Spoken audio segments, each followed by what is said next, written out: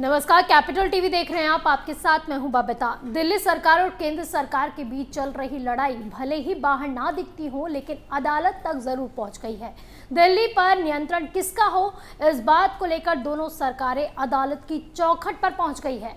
दिल्ली और केंद्र सरकार के बीच की लड़ाई आज की नहीं बल्कि सालों से चली आ रही है। इसकी वजह यह है कि दिल्ली पूर्ण राज्य नहीं है और यहाँ केंद्र का नियंत्रण है।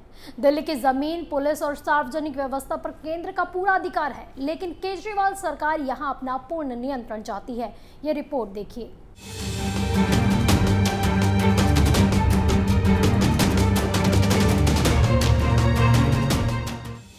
दिल्ली पर नियंत्रण को लेकर आम आदमी पार्टी की सरकार और केंद्र के बीच लड़ाई कोर्ट तक पहुंच गई है। सिविल सर्विसेज पर नियंत्रण को लेकर दिल्ली सरकार की याचिका पर सुप्रीम कोर्ट में सुनवाई के दौरान केंद्र ने कहा कि अफसरों की पोस्टिंग और ट्रांसफर का नियंत्रण उनके पास ही होना चाहिए, क्योंकि दिल्ली देश की राजधानी है और दुनिया भारत को दिल्ली की नजर से देखती है। सुप्रीम कोर्ट में सुनवाई के दौरान केंद्र की ओर से पेश हुए सॉलिसिटर जनरल तुषार मेहता ने कहा कि दुनिया के लिए दिल्ली को देखना यानी कि भारत को देखना है। उन्होंने कहा कि चूंकि ये राष्ट्रीय राजधानी है, इसलिए ये जरूरी है कि केंद्र के पास अपने प्रशासन पर विशेष अधिकार हो और अहम मुद्दों पर नियंत्रण भी हो। केंद्र सरकार ने पिछले साल government of NCT of Delhi act पास किया था। इसमें दिल्ली के उपराज्यपाल को कुछ और अधिकार दे दिए गए थे। आम आदमी पार्टी ने इसी कानून के खिलाफ सुप्रीम कोर्ट में याचिका दायर की थी। आम आदमी पार्टी अक्सर केंद्र सरकार पर चुनी हुई सरकार के कामकाज में बाधा डालने के लिए उपराज्यपाल का इस्तेमाल करने का आरोप लगाती रही है। दिल्ली की लड़ाई का मुख्य कारण भी यही है कि दिल्ली पूर्ण राज्य नहीं है। इसी वजह से यहाँ अक्सर केजरीवाल सरकार और केंद्र सरकार के बीच में टकराव की स्थिति बनी रहती है। हालांकि केंद्र सरकार खुद दिल्ली को पूर्ण राज्य का दर्जा देने की मांग कर चुकी है।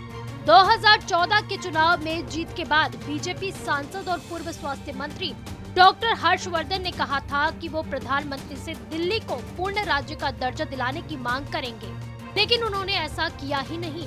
वजह डॉक्टर हर्षवर्धन ही जानते होंगे, क्योंकि उसके बाद उन्हें कभी इस मुद्दे पर बोलते हुए नहीं सुना गया। अब आपको बताते हैं कि दिल्ली व्यवस्था कैसी है। 12 दिसंबर 1931 को अंग्रेजों ने दिल्ली को ब्रिटिश इंडिया की राजधानी बनाया। जब देश आजाद हुआ तो राज्य के पार्ट ए, पार्ट बी और पार्ट सी में बांट दिया गया। दिल्ली को पार्ट सी में रखा गया।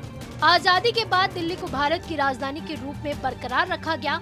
1956 तक दिल्ली की अपनी विधानसभा होती थी, लेकिन 1956 में राज्य पुनर्गठन कानून आया। इससे राज्यों का बंटवारा हुआ। दिल्ली को केंद्र शासित प्रदेश बना दिया गया। विधानसभा को भंग कर दिया गया। राष्ट्रपति का शासन लागू हो गया। यह सिलसिला करीब 35 सालों तक चला। 1991 में नेशनल कैपिटल टेरिटरी एक्ट पास हुआ। इससे 1993 में दिल्ली में फिर से विधानसभा का गठन किया गया। इस कानून के मुताबिक यहाँ केंद्र और एनसीटी की सरकार दोनों ही मिलकर शासन करेगी। इस कारण कुछ शक्तियाँ केंद्र को और कुछ दिल्ली सरकार को बांटी गयी। इसी वजह से यहाँ पर गतिरोध पैदा ही होता रहता है। राजधानी दिल्ली को सिर्फ राज्य सरकार के हाथों में नहीं छोड़ा जा सकता, क्योंकि यहाँ प्रधानमंत्री, राष्ट्रपति निवास के साथ साथ सांसद और दूतावास भी हैं, जिसकी जिम्मेदारी केंद्र सरकार के कंधों पर है। इसलिए राजधानी की सारी जिम्मेदारियां राज्य सरकार के हाथों में नहीं छोड़ सकते। ऐसा नहीं है कि ऐसी व्यवस्था सिर्फ भारत में ही है। दुनिया के और भी कई देश ऐसे हैं जहां पर ऐसी व्यवस्था लागू है। अमेरिका की राजधानी वॉशिंगटन, ऑस्ट्रेलिया की राजधानी कैनबरा और कनाडा की राजधानी ओटावा में भी वहां की संघीय सरकार का नियंत्रण है। आप देखते रहिए कैपिटल टीवी। नमस्कार।